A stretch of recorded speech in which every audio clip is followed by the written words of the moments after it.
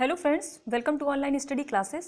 Guys, आज का session आप सभी के लिए बहुत ज़्यादा इंपॉर्टेंट होने वाला है बिकॉज आज के वीडियो में देखेंगे जीके के मोस्ट इंपॉर्टेंट क्वेश्चंस। ये क्वेश्चंस आपके आने वाले सारे एग्जाम्स के लिए काफ़ी ज़्यादा इंपॉर्टेंट है, इसलिए इन क्वेश्चंस को बहुत अच्छे से तैयार करें। तो चलिए गाइस, बिना टाइम वेस्ट किए आज का सेशन स्टार्ट करते हैं। तो आज का पहला क्वेश्चन है, जनगणना 2011 के अनुसार भारत के किस राज्य में सबसे ज़्यादा निवासी ईसाई हैं? तो इसका राइट आंसर है नागालैंड में। याद रखिएगा, भारत का जो नागालैंड राज्य है वहाँ पर सबसे ज़्यादा निवासी ईसाई हैं। नेक्स्ट क्वेश्चन है, कलिंग पुरस्कार किसके द्वारा दिया जाता है? तो इसका राइट आंसर है यूनेस्को के द्वारा। याद रखिएगा, कलिंग पुरस्कार जो है वो यूनेस्को के द्वारा दिया जाता है। अब इसमें एक चीज़ और आपको याद रखनी है कि ये पुरस्कार किस क्षेत्र में दिया जाता है। तो गाइज, ये पुरस्कार विज्ञान संचार के क्षेत्र में किसी बड़े योगदान के लिए दिया जाता है।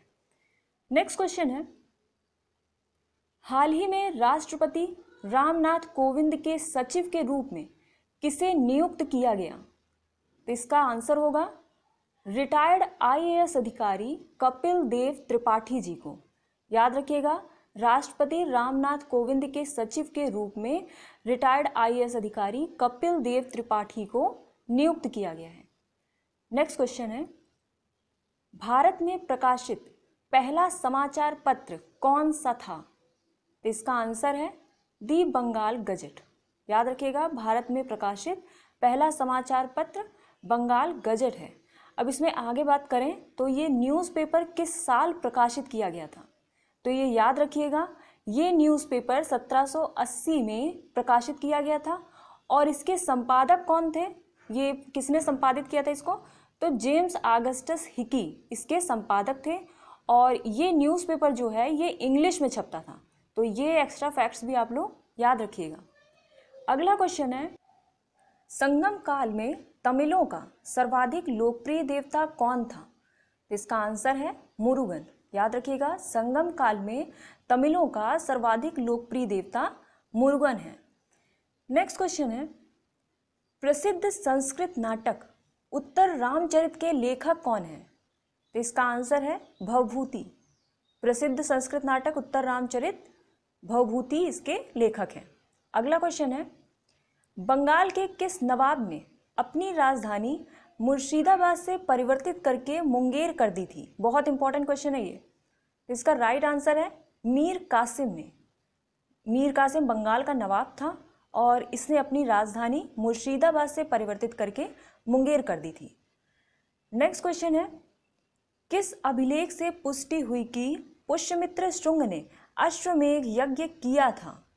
इसका आंसर होगा अयोध्या अभिलेख।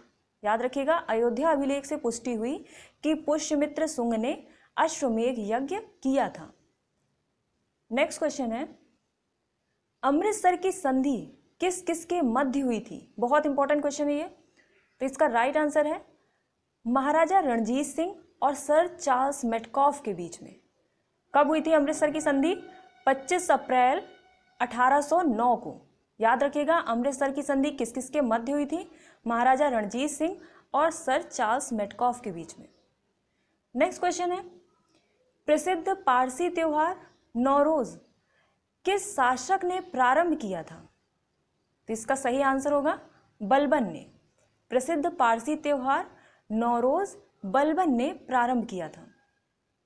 अगला क्वेश्चन है, गुजरात को जीतकर किसने उसे दिल्ली सल्तनत में शामिल कर लिया था? इसका राइट आंसर होगा अलाउद्दीन खिलजी ने। गुजरात को जीतकर अलाउद्दीन खिलजी ने दिल्ली सल्तनत में शामिल कर लिया था। नेक्स्ट क्वेश्चन है, व्यास नदी का प्राचीनतम नाम क्या था? व्यास नदी का पुराना नाम क्या है? तो उसका पुराना नाम है विपासा। याद रखिएगा, व्यास नदी का पुराना नाम विपासा है। नेक्स्ट क्वेश्चन है, आगरा के किले में मोती मस्जिद का निर्माण किस मुगल शासक ने कराया था? इसका राइट आंसर है शाहजहां ने। आगरा के किले में मोती मस्जिद का निर्माण शाहजहां ने कराया था। नेक्स्ट क्वेश्चन है, अलीनगर की संधि किस किस के मध्य हुई थी? इसका आंसर होगा सिराजुद्दौला और अंग्रेजों के बीच। अलीनगर की संधि सिराजुद्दौला और अंग्रेजों के बीच हुई थी। नेक्स्ट क्वेश्चन है, विषाणु की खोज किसने की थी? इसका आंसर होगा इवानोवस्की ने। विषाणु की खोज इवानोवस्की ने की थी। नेक्स्ट है, सेंट्रल माइनिंग रिसर्च इंस्टीट्यूट कहाँ स्थित है? इसका आंसर है धनबाद में। Central mining research institute Dhanbad में स्थित है। नेक्स्ट क्वेश्चन है, घड़ी में चाबी देने का उद्देश्य है उसमें ऊर्जा का भंडारण करना। ये ऊर्जा संचित होती है, किस रूप में संचित होती है? तो इसका आंसर है स्थितिज ऊर्जा के रूप में। याद रखिएगा, घड़ी में चाबी देने का उद्देश्य उसमें ऊर्जा का भंडारण करना है और ये ऊर्जा संचित होती है स्थितिज ऊर्जा के रूप में। नेक्स्ट क्वेश्चन है, किस भारतीय सैटेलाइट को कल्पना चावला की स्मृति में कल्पना 1 नाम दिया गया है?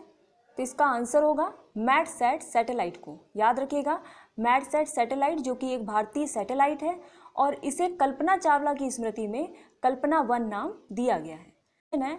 सिरका उद्योग में प्रयोग किए जाने वाले जीवाणु का क्या नाम है? तो इसका आंसर है एसिटोबैक्टर एसीटी। याद रखिएगा, सिरका उद्योग में जो जीवाणु प्रयोग होते हैं उसका नाम है एसिटोबैक्टर एसीटी। नेक्स्ट क्वेश्चन है, रासायनिक तत्वों को संकेतों के रूप में व्यक्त करने का पहला प्रयास किसने किया था? तो इसका आंसर होगा बर्जीलियस ने। रासायनिक तत्वों को संकेतों के रूप में व्यक्त करने का जो पहला प्रयास किया था वो बर्जीलियस ने किया था। अगला क्वेश्चन है, अंडे का बाहरी खोल प्रमुखता किसका बना होता है? इसका राइट आंसर होगा कैल्शियम कार्बोनेट का। अंडे का जो बाहरी खोल होता है वो कैल्शियम कार्बोनेट का बना होता है और कैल्शियम कार्बोनेट का रासायनिक सूत्र क्या होता है? CaCO3। याद रखिएगा, CaCO3। नेक्स्ट क्वेश्चन है, हिंडनबर्ग रेखा किस किस देशों के बीच की सीमा रेखा है? तो इसका करेक्ट आंसर है जर्मनी और पोलैंड की। हिंडनबर्ग रेखा जो है वो जर्मनी और पोलैंड के बीच की सीमा रेखा है। नेक्स्ट क्वेश्चन है, जमशेदपुर किस नदी के तट पर स्थित है? इसका सही आंसर है स्वर्ण रेखा नदी के तट पर। जमशेदपुर किस नदी के तट पर बसा है? तो स्वर्ण रेखा नदी के तट पर। अगला क्वेश्चन है, भारत का स्विट्जरलैंड किसे कहा जाता है? तो इसका राइट आंसर है कश्मीर को। भारत का स्विट्जरलैंड कश्मीर को बोला जाता है। नेक्स्ट क्वेश्चन है, उत्तर कोरिया तथा दक्षिण कोरिया के बीच की सीमा रेखा को क्या कहते हैं? तो इसका सही आंसर होगा 38वीं समांतर रेखा। याद रखिएगा, उत्तर कोरिया और दक्षिण कोरिया के बीच की सीमा रेखा जो है वो है 38वीं समांतर रेखा। नेक्स्ट क्वेश्चन है, भोपाल के भारत भवन का डिजाइन तैयार करने वाले वास्तुकार का क्या नाम है? इसका करेक्ट आंसर है चार्ल्स कोरियर। याद रखिएगा, भोपाल के भारत भवन का डिजाइन तैयार करने वाले वास्तुकार चार्ल्स कोरिया हैं। अगला क्वेश्चन है, अलेप्पी बंदरगाह भारत के किस राज्य में है? तो इसका आंसर है केरल में। याद रखिएगा, अलेप्पी बंदरगाह केरल राज्य में स्थित है। नेक्स्ट है, नेफा किस राज्य का पुराना नाम है? तो इसका आंसर है अरुणाचल प्रदेश का। अरुणाचल प्रदेश का पुराना नाम नेफा है। नेक्स्ट है, हिमाचल की कुल्लू घाटी को अन्य किस नाम से जाना जाता है? तो इसका आंसर है देव घाटी को। हिमाचल की जो कुल्लू घाटी है उसे देव घाटी के नाम से भी जाना जाता है। नेक्स्ट है, कौन सा जलडमरू मध्य एशिया और उत्तरी अमेरिका को अलग करता है? तो इसका राइट आंसर है बेरिंग जलडमरू मध्य। बेरिंग जलडमरू मध्य एशिया और उत्तरी अमेरिका को अलग करता है। नेक्स्ट है, भारत में राजस्थान के किस स्थान पर चुकंदर से चीनी बनाने का एक कारखाना स्थापित किया गया है? ये मोस्ट इंपॉर्टेंट क्वेश्चन है। तो इसका राइट आंसर है श्रीगंगानगर में। याद रखिएगा, भारत में राजस्थान का जो श्रीगंगानगर है वहां पर चुकंदर से चीनी बनाने का एक कारखाना स्थापित किया गया है। नेक्स्ट क्वेश्चन है, भारत में रेल मार्गों का सबसे बड़ा जाल किस राज्य में है? तो इसका आंसर है उत्तर प्रदेश में। भारत में रेल मार्गों का सबसे बड़ा जाल उत्तर प्रदेश में है।